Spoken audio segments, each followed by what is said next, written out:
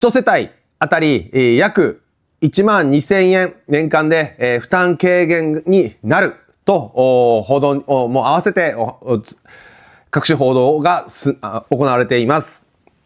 実際自分の生活にどれだけ影響するのかという部分におきましては、吹田市においては、吹田市のいわゆる日常の生活において車をよく使う方であったり、事業者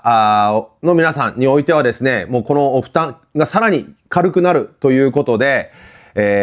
非常に期待ができます。